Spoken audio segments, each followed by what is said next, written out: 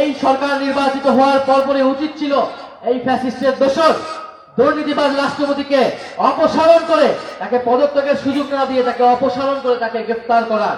আমরা এখনো বলছি, শারীরিক অসুস্থতার নামে বা কোনো ধরনের অজুহাতে এই ফ্যাসিস্টের দোসর রাষ্ট্রপতি চুপ্পুকে কোনো ধরনের সেফ এক্সিট বা বিদেশ যাতে পলাতে না পারে সেই জন্য সজাগ দৃষ্টি রাখতে হবে এবং সরকারকে অনতিবিলম্বে এই ফ্যাসিস্টের দোসর রাষ্ট্রপতিকে গ্রেফতার করতে হবে। স্বৈরাচারের একটা কালো ছায়া সরে গেল, এই জন্য আমরা আল্লাহ তাআলার শুকরিয়া আদায় করি। তিনি কি কারণে পদত্যাগ করেছেন এই বিষয়ে আমাদের কোনো আগ্রহ নাই, কারণ আমরা আগে থেকেই বিবেচনায় নিয়েছি যে তিনি প্রেসিডেন্ট পদে থাকার আর যোগ্য নন, তিনি তার যোগ্যতা হারিয়েছেন। অস্থায়ী প্রেসিডেন্ট হিসাবে বাংলাদেশের সংবিধানের ৫৪ অনুচ্ছেদ অনুযায়ী বর্তমান মাননীয় স্পিকার দায়িত্ব গ্রহণ করেছেন। আমরা তাকে অভিনন্দন জানাই এবং আমরা তাকে আশ্বস্ত করছি তিনি যতদিন দায়িত্ব পালন করবেন, আশা করব যে তিনি ন্যায়নিষ্ঠভাবে এই দায়িত্ব পালন করবেন, নির্মোহভাবে দায়িত্ব পালন করবেন, কারো প্রতি তিনি কোনো ধরনের কোনো পক্ষপাতিত্ব করবেন না। তিনি নিরপেক্ষভাবে এই রাষ্ট্রপতির মর্যাদা রক্ষা করে একদিনের জন্যও যদি তিনি দায়িত্ব পালন করেন বা যতদিন তিনি দায়িত্ব পালন করবেন, তিনি এইভাবেই দায়িত্ব পালন করবেন বলে আমরা আশা করি। যদি এইভাবে তিনি দায়িত্ব পালন করেন তাহলে আমরা তাকে সর্বাত্মক সহযোগিতা করব। আমরা অস্থায়ী রাষ্ট্রপতির সুস্বাস্থ্য কামনা করি। সংবিধান অনুযায়ী ৯০ দিনের ভিতরে পরবর্তী প্রেসিডেন্ট নির্বাচন করতে হবে। তো যেহেতু এর ভিতরেই সংসদ অধিবেশন হওয়ার কথা রয়েছে, কাজেই স্বাভাবিক প্রক্রিয়াই হয়তোবা সেই প্রেসিডেন্ট নির্বাচন অনুষ্ঠিত হবে। সময় আসলে আমাদের ভূমিকা কী হবে ইনশাআল্লাহ আপনারা দেখতে পাবেন। বাংলাদেশ সামনের দিকে এগিয়ে যাক, এটা সকলের প্রত্যাশা। সংবিধান অনুযায়ী যেহেতু তিনি অস্থায়ী রাষ্ট্রপতির দায়িত্বে অধিষ্ঠিত হয়েছেন, এখন হয়তো ডেপুটি স্পিকারের দায়িত্ব পালন করবেন। যত সময় মাননীয় অস্থায়ী রাষ্ট্রপতি তার দায়িত্ব পালন করবেন, তারা যখন স্পিকার হিসাবে শপথ নিয়েছেন অথবা ডেপুটি স্পিকার হিসাবে শপথ নিয়েছেন, একই সাথে এই শপথটা হয়ে গেছে অস্থায়ী রাষ্ট্রপতি হিসাবে স্পিকারের এবং স্পিকার হিসাবে ডেপুটি স্পিকারের। কাজে এখানে কোনো সাংবিধানিক সংকট তৈরি হওয়ার কথা না। আমরা চাই কোনো সংকট তৈরি না হোক, তবে জনগণের যে মৌলিক প্রত্যাশা যে একটা পরিবর্তনের বাংলাদেশ, এখনও বাংলাদেশের নবগঠিত পার্লামেন্ট সেদিকে পা বাড়ায়নি। আমরা অনবরত আমাদের চেষ্টা চালিয়ে যাচ্ছি, ভিতরে এবং বাইরে আমাদের এই চেষ্টা অব্যাহত থাকবে। অতি স্বল্প সময়ের দাওয়াতে আপনারা আজকে এখানে হাজির হয়েছেন, এই জন্য আপনাদের সকলকে আমার এবং আমাদের প্রিয় সংগঠনের পক্ষ থেকে আন্তরিক কৃতজ্ঞতা এবং ধন্যবাদ জ্ঞাপন করছি। সবাই ভালো থাকবেন, আমরা একসাথে এগিয়ে যাব ইনশাল্লাহ। আসসালামু আলাইকুম ওয়া রাহমাতুল্লাহ।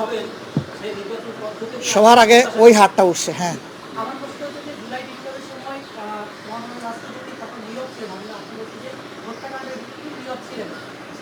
নীরব কেন? নীরবে তিনি সাহায্য করেছেন।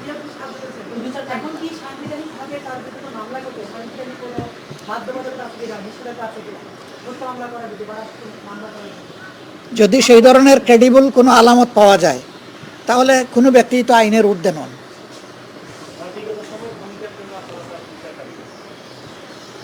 আমরা সেটা চিন্তা ভাবনা করেই আমাদের পদক্ষেপ ঠিক করবো ইনশাল্লাহ। শফিক মুন্সি।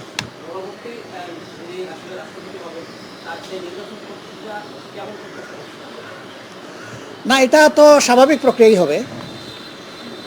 যারা এই পদের জন্য প্রস্তুত থাকবেন তাদের নামে প্রস্তাবক থাকবে, সমর্থক থাকবে, তার সম্মতি থাকবে। যদি একাধিক ক্যান্ডিডেট হন তাহলে সংসদে বিষয়টা এসে ভোটাভুটির মাধ্যমে তখন যিনি সংখ্যাগরিষ্ঠ ভোট পাবেন তিনি প্রেসিডেন্ট হবেন, এটাই তার পদ্ধতি।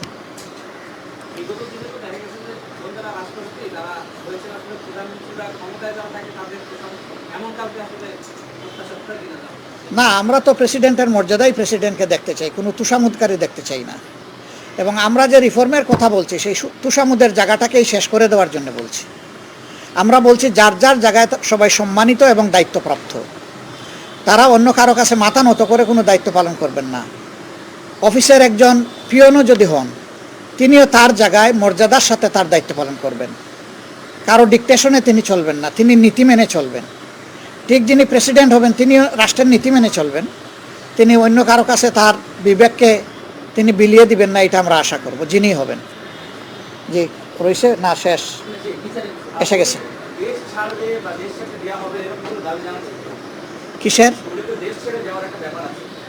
না, উনি দেশ ছেড়ে যাওয়ার কথা আমি শুনি নাই। উনার বক্তব্য যেটা আজকে পেয়েছি যে তিনি গুরুতর অসুস্থ, মাঝে মাঝে তিনি ফেন্টিং অ্যাটাকে পড়ে যান, এই জন্য তিনি দেশের বাইরে গিয়ে চিকিৎসা নিতে চান আর তিনি বিশ্রামে থাকতে চান। সেটা সরকার দেখবে, আমরাও খেয়াল রাখবো। আমি মনে করি সব ট্রিটমেন্টই দেশে সম্ভব, কারণ আমারও তো একটা জটিল রোগ হয়েছিল। আমাকে তো ডাক্তাররা পর্যন্ত রিকমেন্ড করেছিল বাইরে যাওয়ার জন্য, আমি তো যাইনি, আমি তো এখানেই চিকিৎসা নিয়েছি। আমি চাই যে সবাই যেন এখানেই চিকিৎসা নেয়, এমনকি প্রয়োজন হয় বিদেশ থেকে এক্সপার্ট আনাও যেতে পারে, এটা কোনো সমস্যা নেই। এক্সপার্ট এনেও এখানে চিকিৎসা হতে পারে।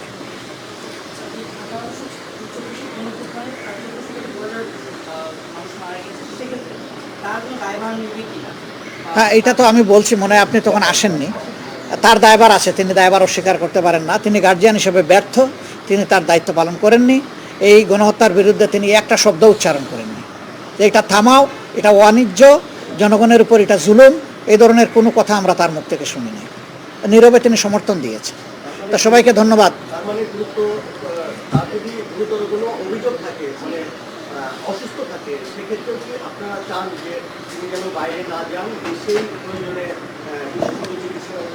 আমি তো শুধু তার ব্যাপারে না, আমি সবার ব্যাপারে চাই।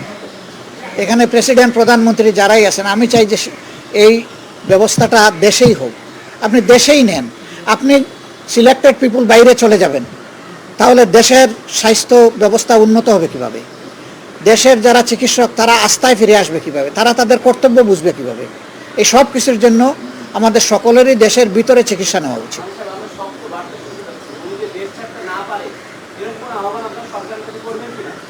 আপনারা সহসাই জানবেন যে আমরা সেই আহ্বান করব কিনা, ইনশাল্লাহ। কারণ এখন তো আমি আমার সহকর্মীদের সাথে কোনো আলোচনা করতে পারিনি, জাস্ট ম্যাটারটা ঘটেছে একটু আগে। এই জন্য তাৎক্ষণিক আমরা প্রতিক্রিয়া আপনাদেরকে জানালাম। আমাদের ফার্দার প্রতিক্রিয়া আরও সুন্দরভাবে আপনারা জানতে পারবেন ইনশাল্লাহ। সবাইকে ধন্যবাদ। যারা দেরিতে এসেছেন তারা দায়ী নন, আমরা দেরিতে